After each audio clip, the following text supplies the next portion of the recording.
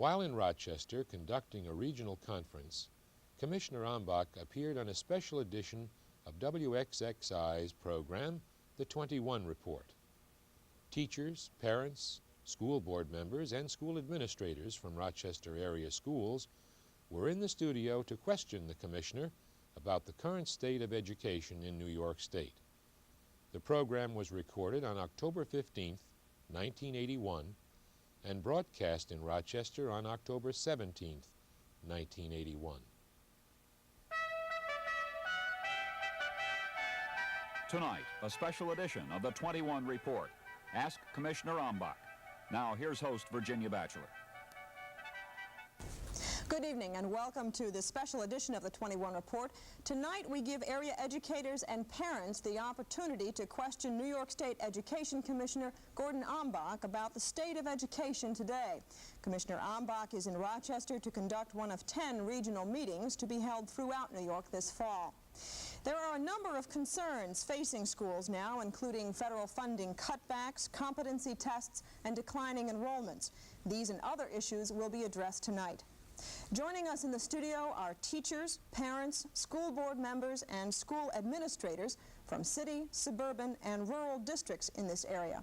Our show this evening will be devoted entirely to answering questions from our audience, and in the interest of getting as many questions answered as possible, let's begin. Our first questioner is from Karen Grella of the Rochester City School Board, and she will be followed by Phil Jones from Geneseo. Good evening. Commissioner Ambach, it's been 25 years or more since the state has moved to consolidate school districts. In view of the declining enrollments and school closings and the severe revenue problems so many school districts face, do you foresee consolidations of school districts or, alternatively, the further regionalization of services such as transportation? You noted that it's been about 25 years since there's been a major reorganization plan for the entire state, but of course there have been changes made in that 25-year period. One of the most important developments in New York State has been the development of the BOCES, the Boards of Cooperative Educational Services. And through the BOCES, we've been developing multi-district plans and services, especially those where there are relatively few students or where there's a particularly costly program. I think that in the future, because of the decline in enrollment and because of fiscal constraints, that we are going to see more multi-district programs. Many of them will be through the BOCES, but not necessarily all. Some will just be with several districts joining together for a particular service. I do not see us having a single new reorganization plan, but I think the initiative is going to come from the local districts to join with one another in order to provide stronger services. Thank you. Follow-up question? Okay. Our next questioner is Phil Jones, who is a parent from the Geneseo Central School District, and he will be followed by Dr. Richard Hibschman. Commissioner, my district is currently on an austerity budget, which raises a great deal of concern on my part about the future funding of education. With taxpayer revolt, declining enrollment, increased costs, increased mandations, and a cut in federal and state funding. What specific steps are being taken by the Department of Education in the area of changing the ways in which public schools are going to be funded, or making adjustments or finding alternative funding sources? Well, one change that we have advocated is, of course, a change under the conditions of the contingency or austerity budget. We recommended to the legislature that where there is a defeat by the voters of a budget, then the local school board could establish a budget without the separate propositions, without the separate vote on library books or on interscholastic athletics, but in fact the local board could decide which aspects of the educational program would be funded and not have these separate propositions. We do think that if that should go through, there would have to be some limit as to how far the increase could go from one year to the next in the school budget. And we've recommended that the legislature establish a limit which would be at the consumer price index level. I think that the legislature is probably likely to pass some provision on contingency budgets this next year. It's gone through the Senate, but not yet through the Assembly. Now, that's in one particular set of circumstances. But beyond that, of course, you're asking the deeper question of overall financial availability in the future. We have advocated over the years that there be a significant increase in the state share of funding for education. Our state used to have a state share at 48% back in 1969. It's now down to 39%, and we believe that that ought to be worked very, very strongly toward that 48% mark. There should be a much, much greater portion of the cost covered at the state level. Thank you. Our next questioner is Dr. Richard Hipschman, Superintendent of Pittsford Central Schools, to be followed by B. Rufer. Dr. Hipschman. Commissioner, for a profession that devotes itself to teaching and learning, we've spent very little money and not much more time over the years providing opportunities for our professional staff members to grow and develop changing times. The last 5 or 10 years have brought a lot of changes in education, some of which have been difficult to keep up for our staff. Some local districts are beginning to show additional initiative in terms of staff development. What is the state doing now and planning to do in the next 4 or 5 years in this very critical area? This is an extremely important point, not only because we ought to be investing a considerable amount in the retraining, in revitalization and refreshment of those who are teaching, but particularly because right now we have a very, very low percentage of new teachers coming in. In the whole of New York State, only 1.9% of our teachers are first year, and the same has been true in the course of the last 4 or 5 years. We have recommended that there be, for the first time, a state appropriation for in-service training, and that be provided on a formula basis to the school districts, leaving the districts with the options of choosing just exactly which way those funds should be spent. I feel very strongly that we ought to have that kind of a state investment, that the local school boards then ought to, in turn, be able to put it to help those teachers that they think ought to have that kind of assistance in any year. I hope that we can get support on this in the legislature this next year. Are you confident that support will be forthcoming? Well, I'm hoping. We had this proposal in last year. It was a part of the overall state aid to public schools formula.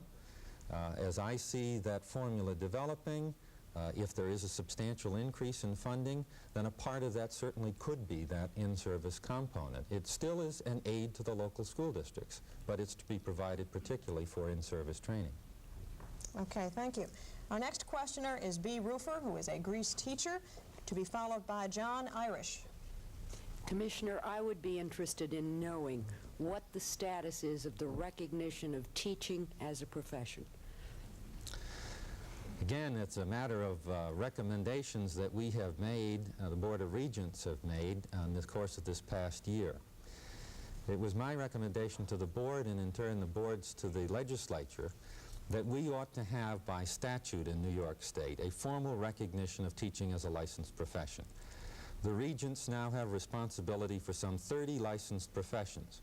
We have certificates in teaching. We do not have a statutory recognition of a professional license, and I think we should have. We've advanced that recommendation to the legislature and to establish a professional practices board, which would be very similar in its composition to the kind of board that we have for medicine or dentistry or social work. It's pending before the state legislature at this point, together with the proposal for in-service training and the proposal for internships, which we've advanced, as well as the proposal for entry-level examinations for all school personnel. Again, it's on the legislature's docket. It's going to take a lot of strong pressure in order to get it, but I hope it comes. Thank you. Thank you. Our next questioner is John Irish, President of the East Irondequoit School Board, to be followed by William Valentine.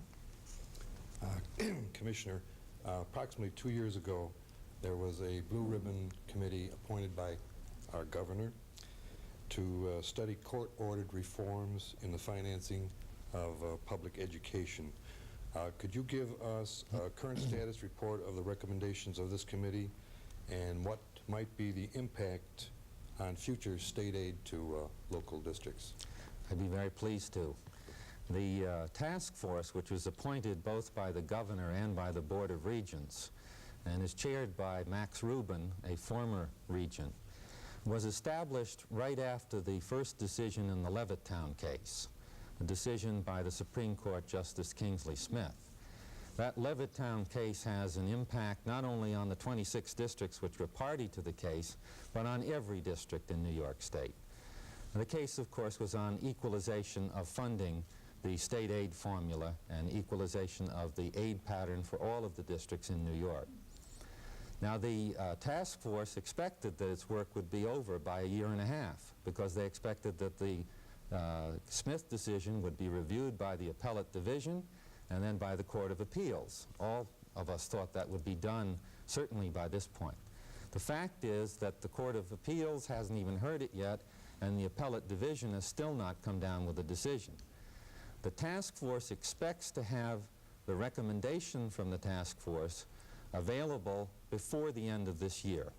Their timing is, of course, to wait until after the appellate division decision is down, because they're actually advising us on what to do if the first decision by Smith is upheld.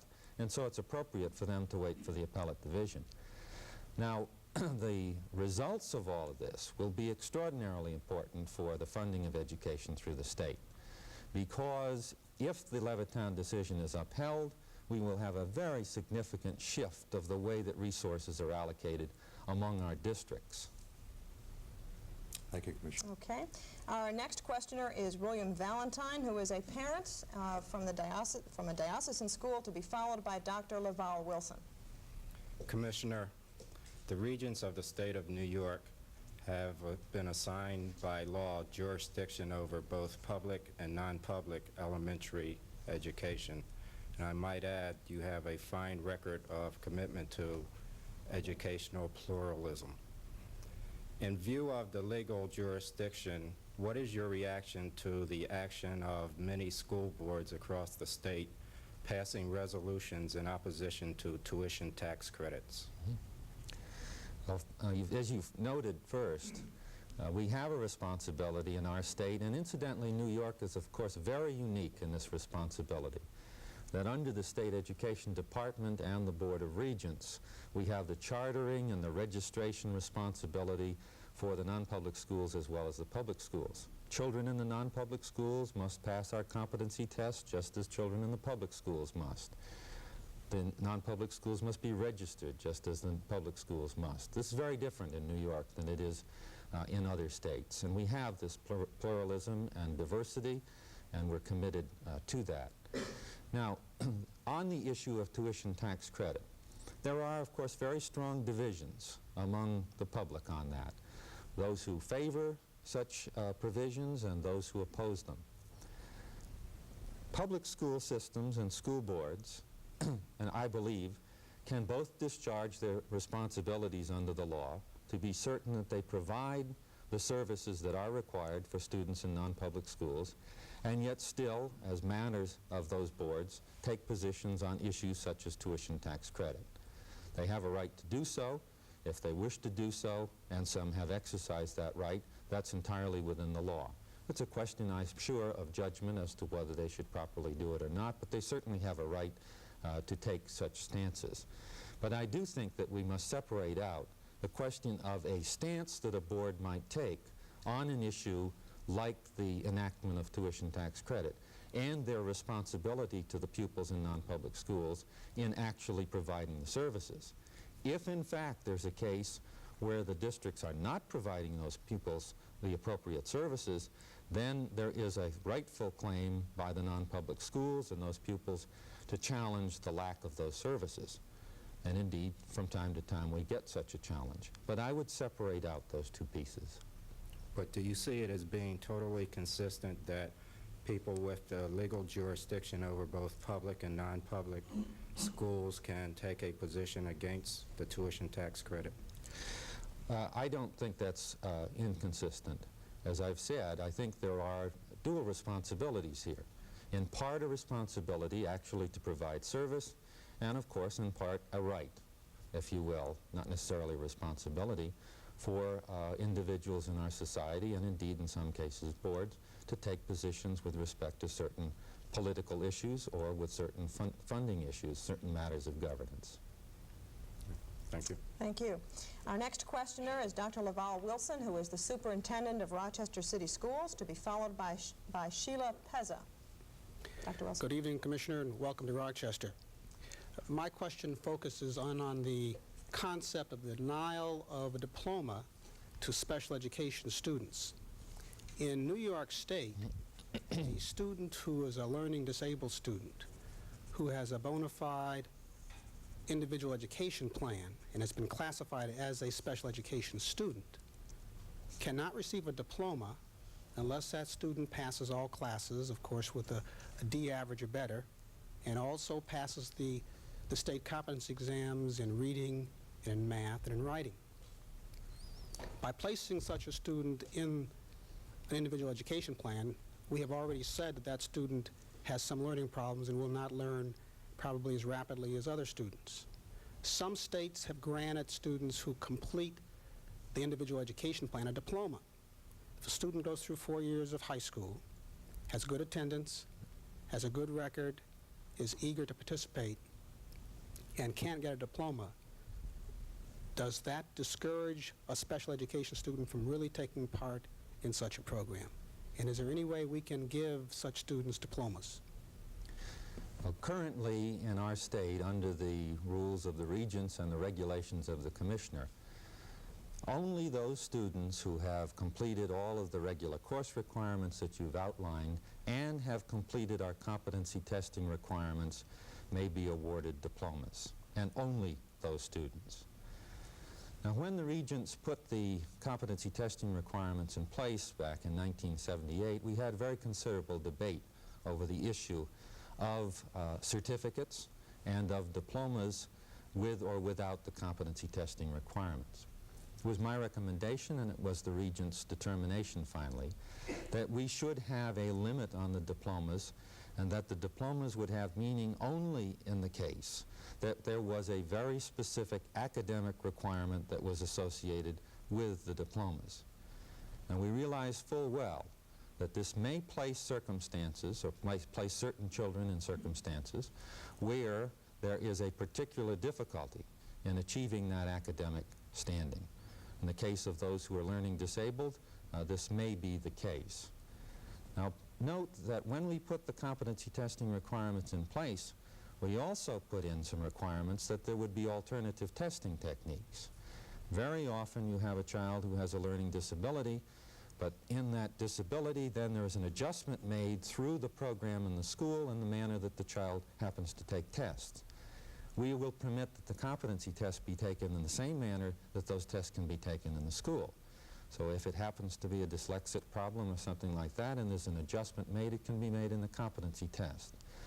But we have felt very, very strongly, and this is a difficult decision, that indeed in order to assure that we had a sound academic foundation for our diplomas in New York, that we would place the competency test requirement for all. We do have the provision for certificates for children who have mental retardation. Only in that case is there a certificate that may be awarded. But there it was a question of making a judgment that those children would not have the capability of passing the test and getting the diploma, and therefore ought to be eligible for a particular certificate. But our concern has been overall with the standard, and I said we have taken what I think is a difficult choice, but I personally happen to think it's the right one. One follow-up with that question. A city like Rochester has now approximately 15% of its student population classified in the special education area.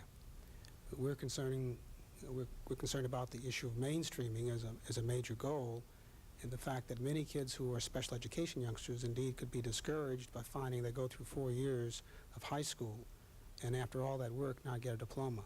I would hope it's possible to review that issue of diplomas at some point with you with more in-depth discussion. Mm-hmm. Well, when we established the requirements, and since we have had the program in place, first, of course, moving from the basic competency test to the Regents competency test, we have continued to review the results of the program through the state. And incidentally, we have found in the first 3 years of the implementation that, in fact, the numbers of students in our state who have not received a diploma because of a failure on the competency testing requirement has been in each of the 3 years out of some 220,000 seniors who might have been receiving a diploma, less than 1,000 students. By and large, what's happened in the state is that the failure to receive a diploma has been caused by a failure to complete the full academic requirements, not necessarily the competency testing requirements. But we certainly stand ready to review. Okay, let's move on to another questioner. Thank you. Our next questioner is Sheila Pezza, who is a teacher from Marion, New York, to be followed by Anthony Liotta. Thank you. Commissioner Ambach, I have a question concerning the rather sudden groundswell promoting more stringent teacher certification coming from Albany. You stated in a question prior to this that there would be competency exams when teaching became a profession in order to enter that under that topic. However, what then is the rationale for it, since teaching is not yet considered a profession? Is this rationale legitimate, and if it is so, has this concern reached the college campus too? The recommendations that we've made for teaching as a profession have been several. And one of them, right from the beginning, has been a new requirement, or I should say a reinstituted requirement, for a statewide examination for entry into teaching. Incidentally, up till 1926 in New York State, there were statewide examinations. At that point, the whole process was turned over to the college programs, and just the completion of the college program was considered sufficient. But we have advocated that there be entry-level examinations, not the examination of all teachers, those entering and those in teaching, but just entry-level. And we have had very, very strong support on that, incidentally, from the teacher organizations through the state. I think recognizing that one of the hallmarks of a profession, medicine, dentistry, law, has been a specific kind of an entry-level examination which indicates a certain status with respect to cognitive skills in this case. So I think that the matter of recognizing teaching as a licensed profession and the examination and the internship, these pieces really all do go together, and we've been trying to advance them together. The regents have, in fact, set the date of September 1984 as the initial requirement date for the examination. That was to put on notice those who were teaching, those who were in preparation in the colleges. We're still in the process of developing the exams, but we have put everyone on notice as of 1984. Okay, fine. Thank you very much. Thank you. Our next questioner is Anthony Liotta, president of the Greece School Board, to be followed by Cookie Shackett. Commissioner Ambach, what do you consider are the major measurable characteristics of a good school or a good school system? I think that the kinds of characteristics that we have been placing in our high school registration process with respect to secondary schools are the kinds of characteristics that I would be looking for. And they are overall characteristics. We have just put into place a requirement with respect to retention. And we don't mean just keeping students in school, we mean the record of the completion of students who begin in the 9th grade and move all the way to complete their diploma. And I think that some measure of what portion of students actually do complete is a measure of an overall school's performance. Our other measure, having to do with the rates of passage on the competency test, I believe, is an indicator of overall school performance. The other kinds of measures that I would look for in a school, and again particularly a secondary school, are the matter of what kind of choice, what kind of spread or opportunities of courses are offered in that particular school. In larger areas, there is, of course, with larger populations, a little more of an advantage on this. But I think that it's extremely important to see what that full spread of courses would be. Those are three key indicators that I certainly would be looking at. Thank you very much. I want to get as many questions as we can, so let's move on. Our next questioner is Cookie Shackett. She is a parent from Brighton, to be followed by Brian Bunkowski.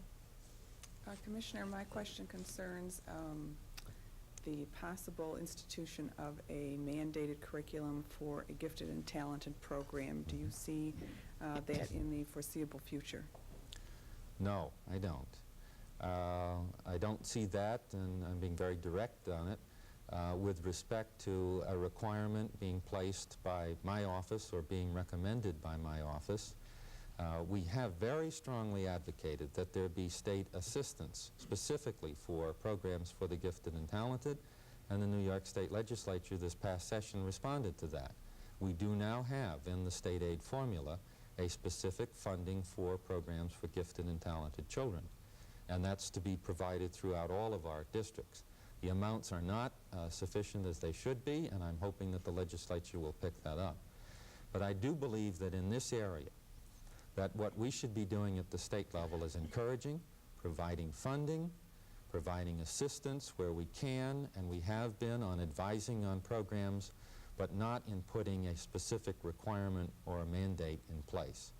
And I do not think that the legislature will be so inclined to put a mandate in place at this point. We're very, very conscious of the series of mandates that have been incorporated, and we're very hesitant at this point on increasing any additional mandates. I see. Thank you. Okay, our next questioner is Brian Bonkowski, followed by Dr. Richard Leffen. Brian Bonkowski is a teacher at Mother of Sorrow School. Good evening. At the present time, children may receive remedial services of the speech teacher and a psychologist on neutral sites. As a result of this ruling, children in non-public schools are not receiving equitable services. Many children are not able to get transportation to the site, and others receiving the services lose a great deal of valuable time. Does the Board of Regents support the legislation on transporting children to the neutral site? Or is there a way in which money from the block grants could be used to provide on-site services? Well, you really asked several questions. Let me try to answer, I think, the core question. The fact of there being the neutral site provision is, of course, a result of certain court cases with respect to where these services could be provided. So a matter of judgment as to where we might prefer to have it done or where you might prefer to have the service provided has in fact been precluded by these court decisions.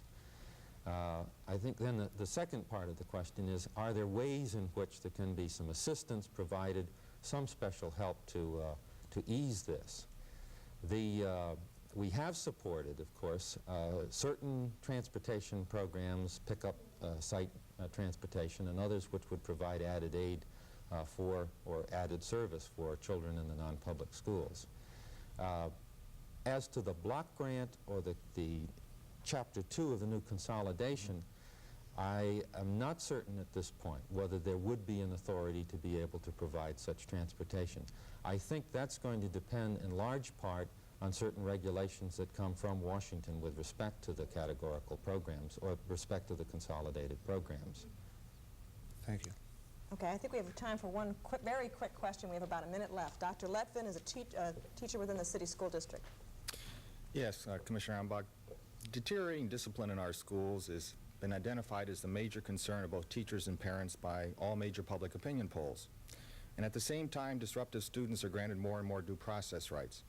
How would you address this dilemma and alleviate the growing discipline and safety problems that exist in our schools? In 30 seconds. In 30. I think what you've noted is what we've seen in the Gallup polls for 10 or 12 years now, the principal concern for discipline. It's very clear that from court decisions that students have certain rights, but they also, of course, have very, very strong responsibilities. But we have to be sure those rights are safeguarded, and that must be done. I think that as we had our conferences last year on the topic of discipline, it was very clear that there was not going to be any major progress made here unless we had the closest possible fit between home, between parent, and between school with respect to common expectations for behavior. That's the key to assuring that we've got strong discipline, self-discipline in the schools. I'm going to have to stop it there. Thank you. Thank you, Dr. Leffen. I'm sorry we are out of time. I'd like to thank Education Commissioner Gordon Ambach for being with us this evening. And also to you, our studio guests, for joining us and making this a very informative exchange tonight. For this special edition of the 21 Report, I'm Virginia Bacheler. Good night.